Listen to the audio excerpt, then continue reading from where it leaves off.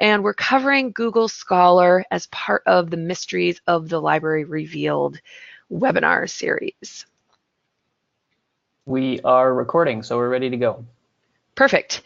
Okay, great. So let's talk about an overview of what we're going to look at tonight. So we are going to first talk about some of the benefits and limitations of Google Scholar, so you know when or if you should be using it.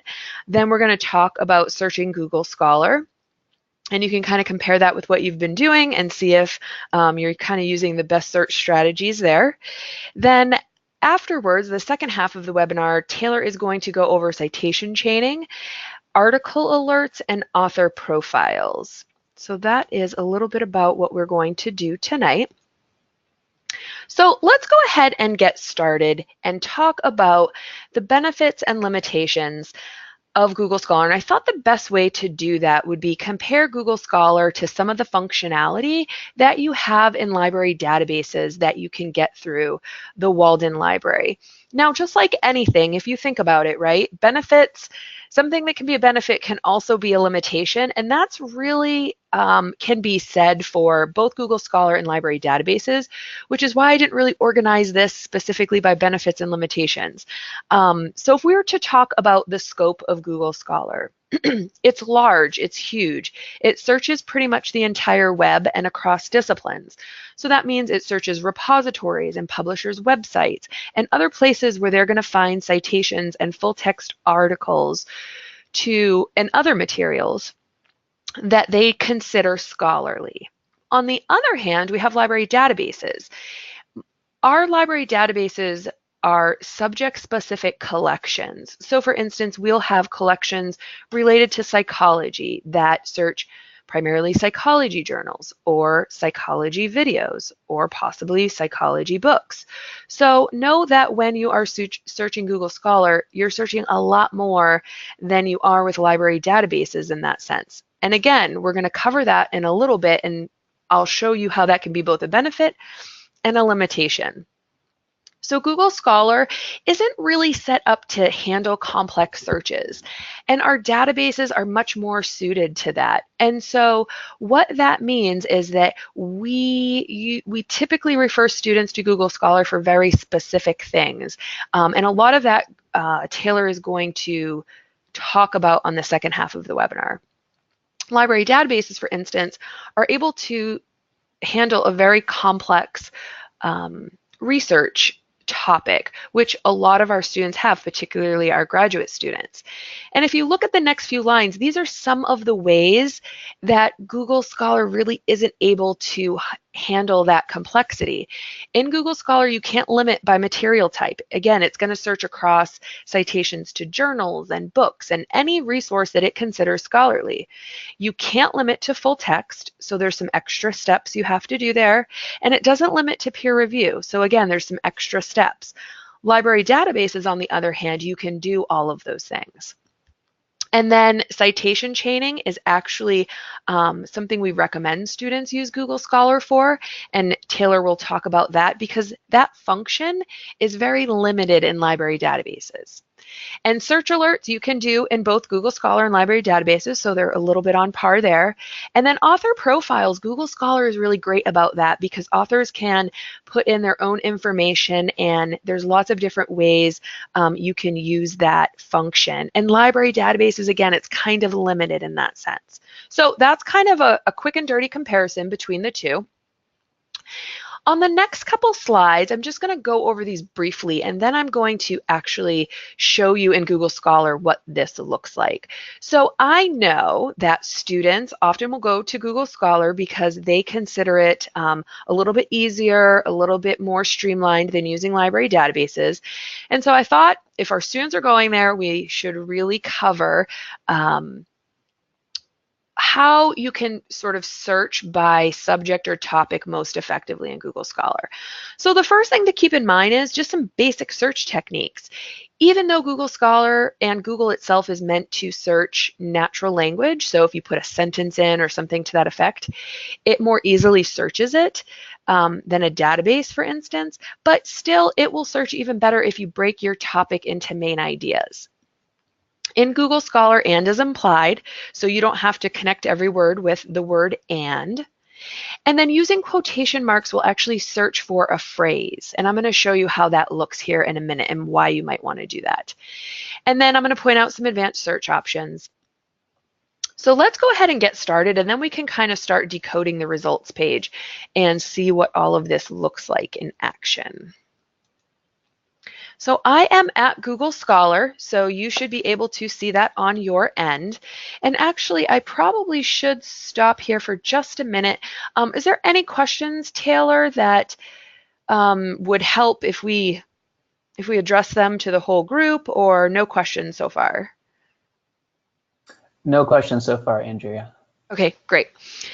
So let's go ahead and do a search. So I'm particularly interested in how undergraduates use library services. So if I'm going to search that topic, I'm going to just break it down into some main ideas. And so undergraduates, of course, that isn't quite what I wanted to do. So let's see, it's probably going to search it every time unless I type it out. Okay, well, let's look up here at the top then. So I'm interested in undergraduates, so that's a main idea. And then library use and how they use libraries is another main idea. So when I put library use in quotation marks, that is going to make sure that it searches resources that have library use stuck together as a phrase. So one word right after the other, instead of the word library in one section of the article and use in another section of the article. So with that being said, once I search, all of these resources should have something to do with undergraduates and library use. So if you look, the first thing you're going to see is the title of the article. You can decode a little bit about where this is coming from in the second line. So this looks like a journal article, and it has a little bit of information, it looks like, from the abstract. And then there's some other links down here you can explore.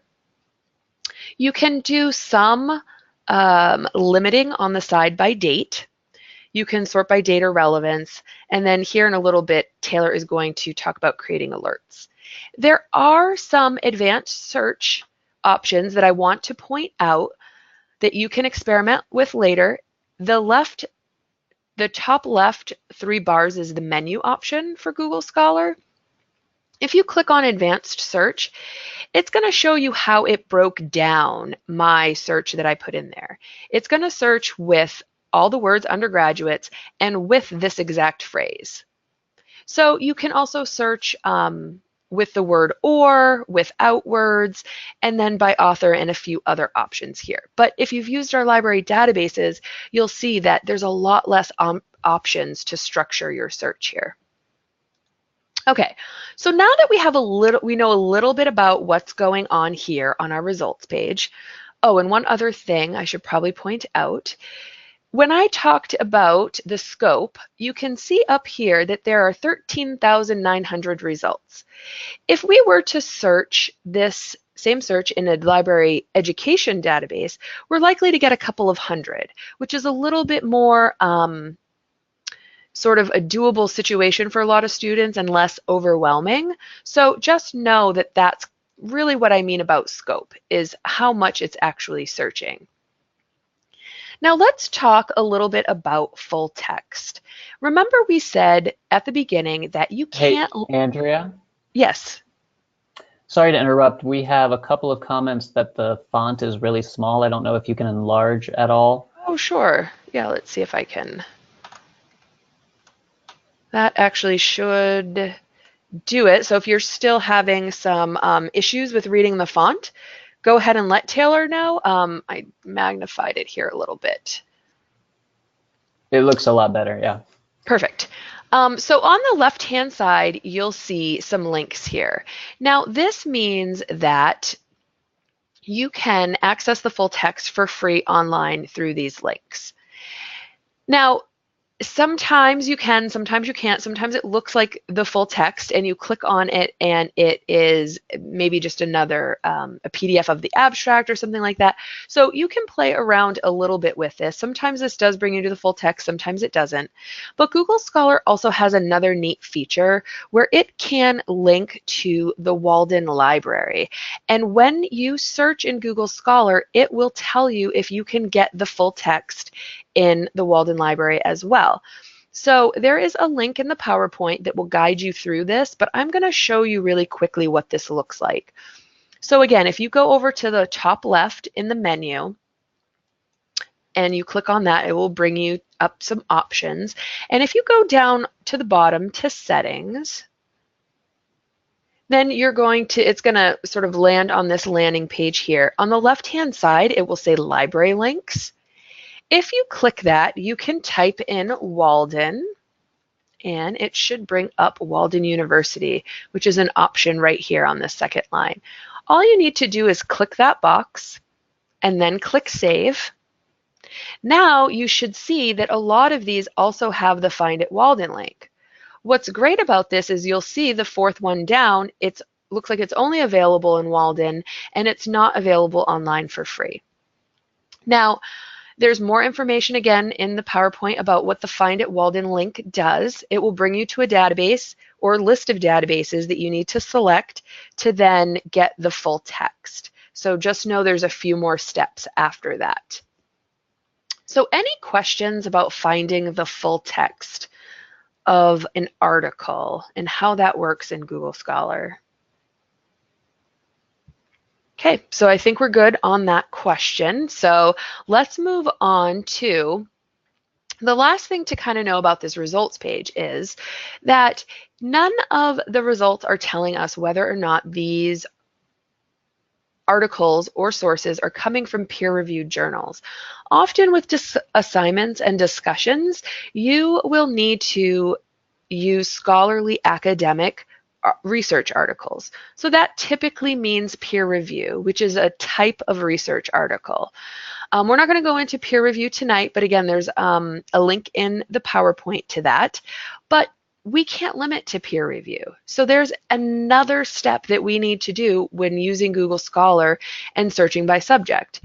So if I'm interested in this first result, I can tell it looks like it's coming from this journal underneath. If I click on the title, it's going to actually bring me most of the time to the publisher's webpage. And I'm not going to be able to get the information, get the full text here. But I can get the title of the article. I'm sorry, the title of the journal. Let's see if it'll let me copy that. And so the next thing that we need to do is verify if this journal is peer review. So to do that, we have to go through a few more steps that we wouldn't have to do if we were using a library database. So on the library homepage, if you go up to Start Your Research, you can click on Ulrich's Verify Peer Review. And what that is that's a special database that tells you if a journal is peer reviewed. So if I scroll down, I will see a link to Ulrich's.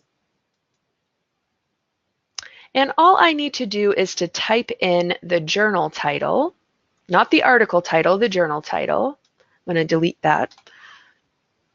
So the journal is Library and Information Science Research.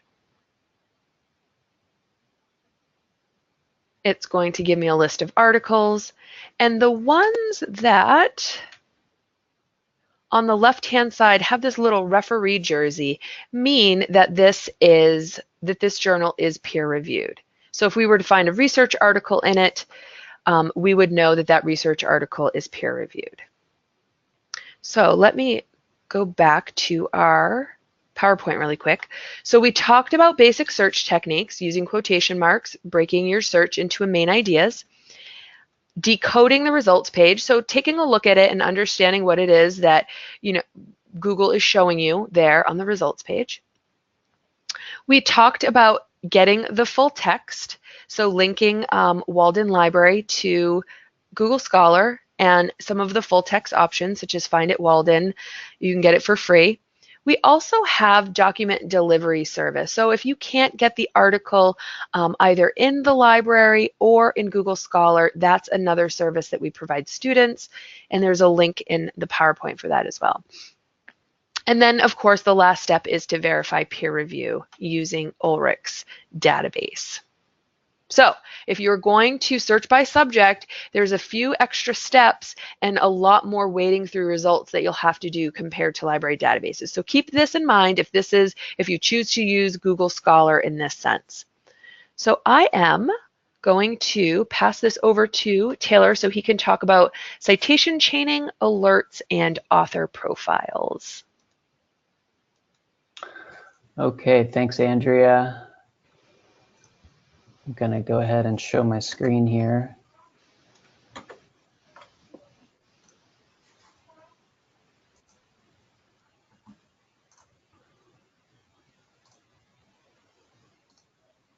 Okay, so yes, let's talk about what Google Scholar is recommended for. A few of these things include citation chaining, search alerts, and author profiles. So what do we mean by citation chaining?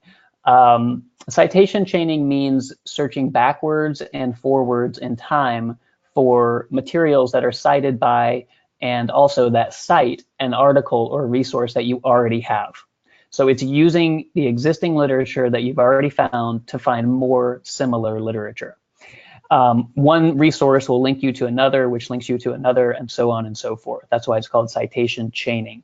So this can be especially helpful if there is not too much scholarly literature out there on your topic, or if most of the literature you are finding is from outside that 5-year window that faculty want your peer-reviewed literature to come from.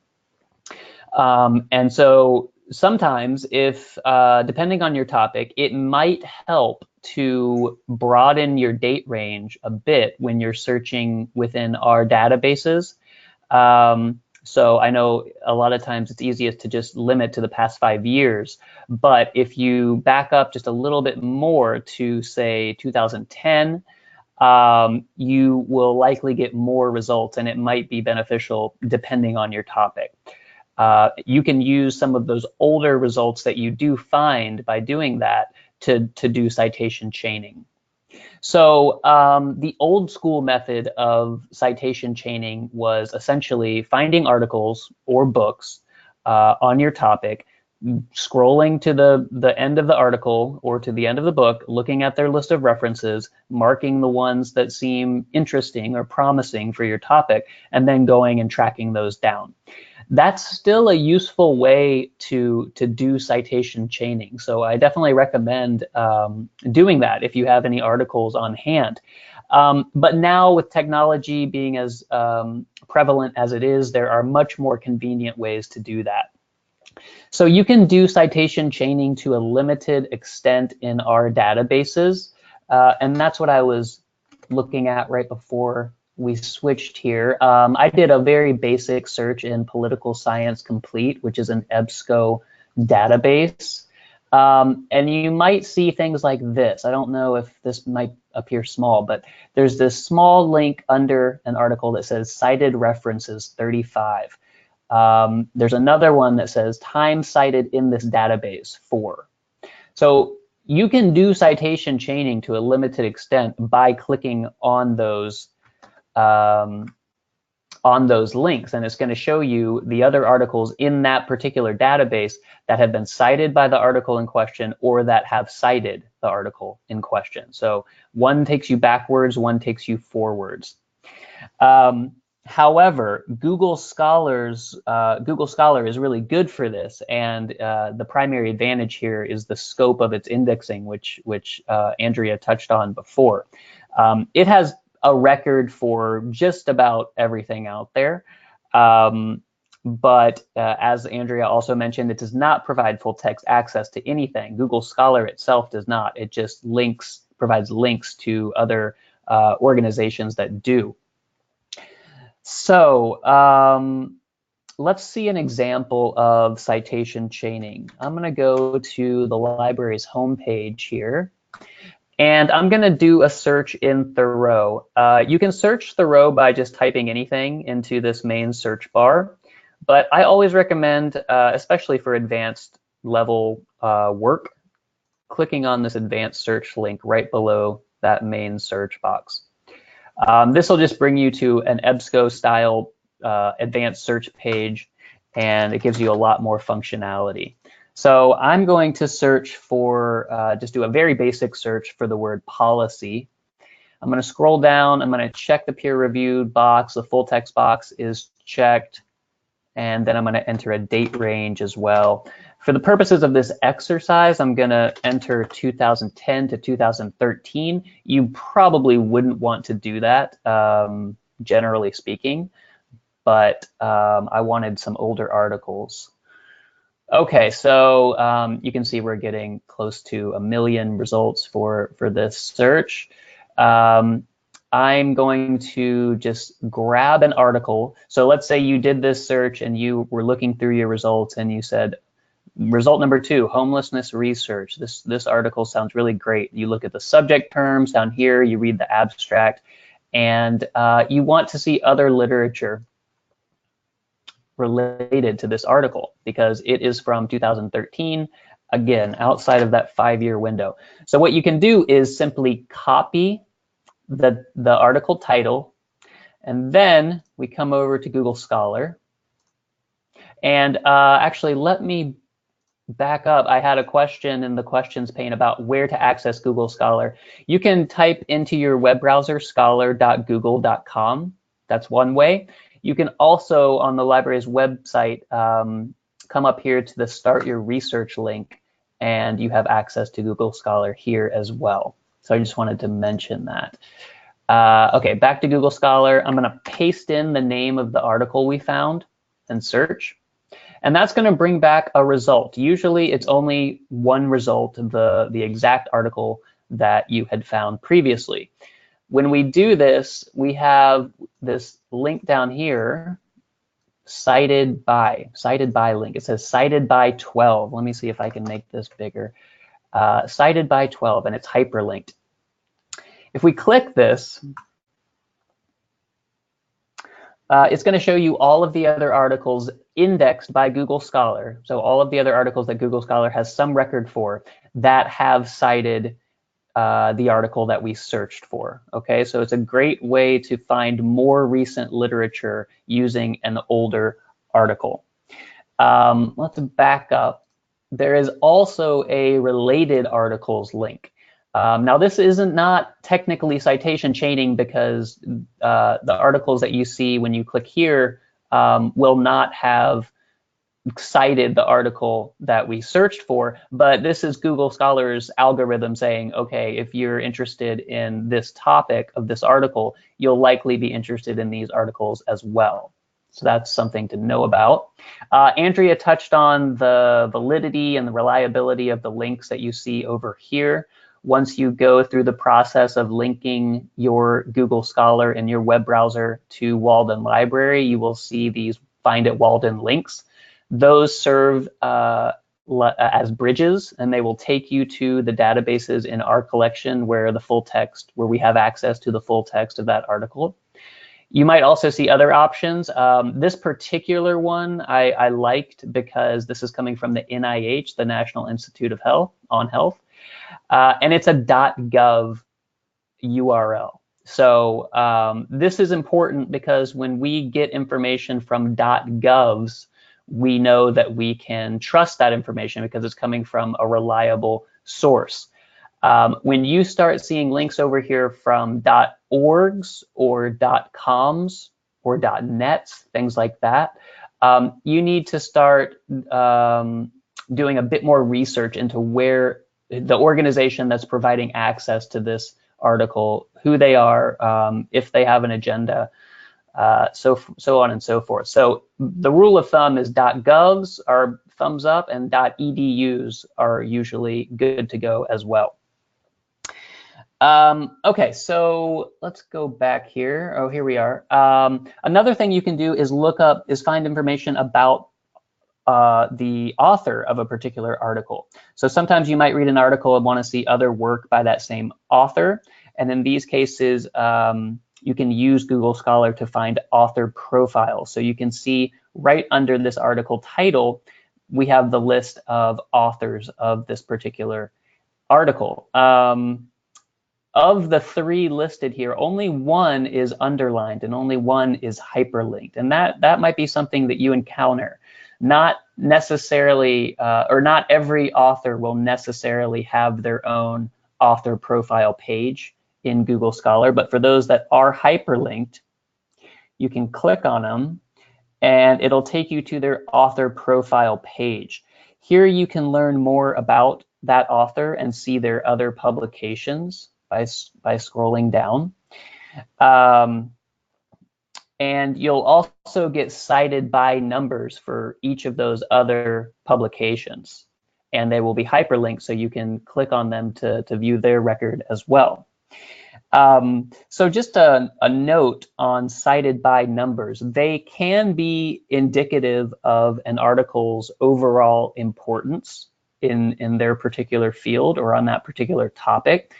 Articles with high cited by numbers have been cited frequently by other scholars and are thus important to the scholarly conversation around that given topic. Cited by numbers can be misleading though. So for example, newer materials will not have as high a number, but that does not mean that they are not important articles in their own right. So that's just a little side note about cited by numbers. Author profiles will generally list the author's institution. So up here we can see this author is at the University of Pennsylvania. And they often include a link to their homepage if they have one, their contact information, which can be great if you need to contact an author if you have questions. And you can also follow, you see up here this follow link, you can follow authors to be notified when new content of theirs is added to Google Scholar's indexing. So that brings us to search alerts. So I'm gonna go back to the Google Scholar homepage here, and I'm going to do a search for there it is, social welfare policy. And this is what we're seeing in our list of results. So I think, okay, these results look pretty good. And I scroll through, I see what I need or what I can use and what I don't need. And I think, well, I want to be alerted when new articles on social welfare policy are added to Google Scholar. The way you do that is to simply come over here to the left and click on Create an Alert. You can type your email into the email box. You can indicate how many number of results you want to be sent, and then you simply create the alert. Verify that you are not a robot, and you should be good to go. Okay, I'm not going to go through that, but you get the idea. So that covers everything that I wanted to talk about. And here at the end here, we have a collection of links that could be helpful to you if you're interested in Google Scholar, how to use it, best practices with Google Scholar, how to verify peer review, what that Find at Walden link means, et cetera, et cetera. So generally speaking, I would try to locate your literature in the databases that we subscribe to. If you find an article that we don't have full text access to, I would go to Google Scholar, see if you can locate a free version there. And if we don't, that's when you can utilize this document delivery service that I have listed here at the bottom. And you can access that on the library's homepage. Up here, this banner that you'll see whenever you're on a library site, services, document delivery service, and then you can read about it and submit a request. This is when you request an article or a book chapter. that we don't have, and we email it to you in 7 to 10 days. Okay, so that covers what I wanted to discuss, and I will hand it back to Andrea. Okay, I don't think we have any other questions. If anybody wants to send those in, I'm going to go ahead and stop the recording, and we will stay around for just a few more minutes to see if we get any other questions. So I